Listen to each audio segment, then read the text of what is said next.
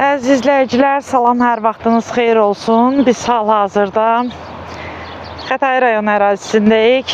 Görmüş olduğunuz kimi mən bu istiqaməti sizə göstərim. Bura əvvəllər çox böyük, geniş bir bağ olub. Təbii ki, dövlətin nəzdində. Hal-hazırda bir iş adamının əl qabiliyyətini görürsünüz burada. Süni şəkildə yanğınlar yaradaraq həm həmişəyaşıl, həm zeytun, həm də meyvə ağacları bu qaydada yandırılır.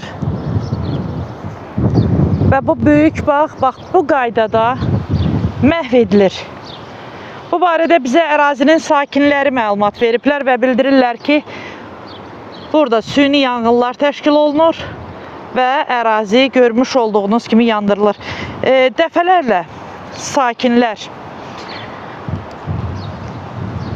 Ekologiya və Təbii Sərvətlər Nazirliyinə məlumat verməsinə baxmayaraq, elə oranın əməkdaşları da gəlir, sadəcə olaraq baxış keçirirlər. Müəyyən şifahi və yaxud da yazılı protokollar tərtib olunur, amma heç bir sərt bir qayda qoyularaq cəza verilmir ki, bu ərazidə yanğınlar dayandırılsın. Güman ki, işbazlar bu ərazidə yeni bir tikintinin başlanmasına rəvac verəcəklər. Artıq bu planlaşdırılıb və buna görə də burada belə addımlar atılır.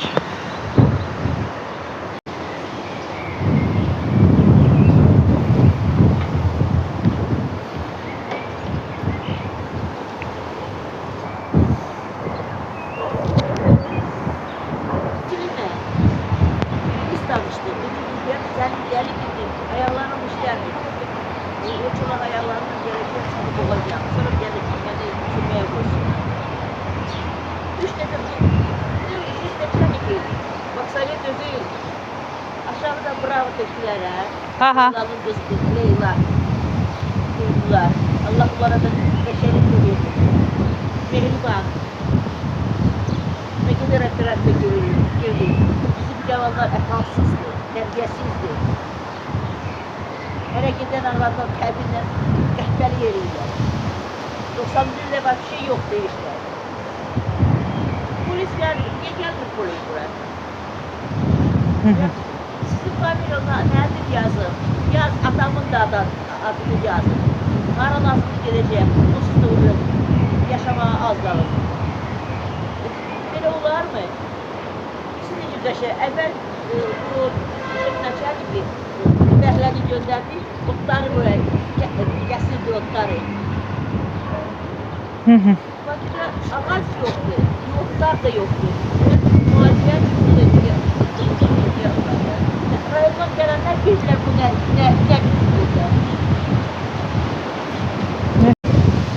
Bundan kimsə görə zəng gelirdi.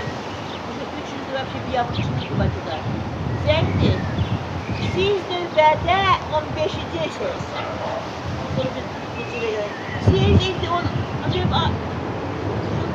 devlet sürdü, üstüne geçti bir an. Hansı quruma zəng eləmisiniz? Fövqəladə Hallar Nazirliyinə? Hələ oraya zəng elədi. Onun statusundan danışdıqsa, siz ona zəng eləməmişsiniz. Burada ben çıxanda bunu balklar asıldı. Balklar iyi verir. Bura yanğın zamanı siz Fövqəladə Hallar Nazirliyinin qaynar xəttinə zəng edirsiniz və onlar sizə deyirlər ki, siz ona zəng etməmisiniz. Yəni belə çıxır ki, onların bu yanğından xəbəri var, hə? Onlar var ki, sözlərdən də onların arasından mən şagirdimdim. 1969'da məktəbimdən açmışam. Bir il gözlədim ki, 56 nömrəli məktəbə gedirdim. Avtobus, bir dənə avtobus, bir dənə avtobus. Bakıyoruz,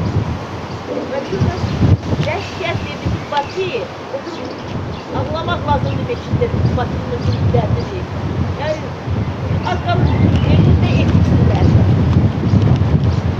Əziz izləyicilər, özünüz görmüş olduğunuz kimi arxa fonda yenə də göstərirəm mən sizə vətəndaş qeyd eləyir ki, biz dəfələrlə Fövqəladə Hallar Nazirliyinin qaynar xəttinə zəng etmişik, müraciət etmişik, lakin onlar hətta o iddia eləyir ki, Bakı Şəhər İcra Hakimiyyəti də bu yanğınlardan, süni yanğınlardan xəbərdardır, amma reaksiyasız qalırlar. Əraziyə polis çağırırıq, polis də gəlmir, Fövqəladə Hallar Nazirliyinin əməkdaşları da gəlmir. Yəni, ərazi sakinləri iddia edir ki, bu yanğınlar süni şəkildə törədilir və bütün qurumların bundan xəbəri var.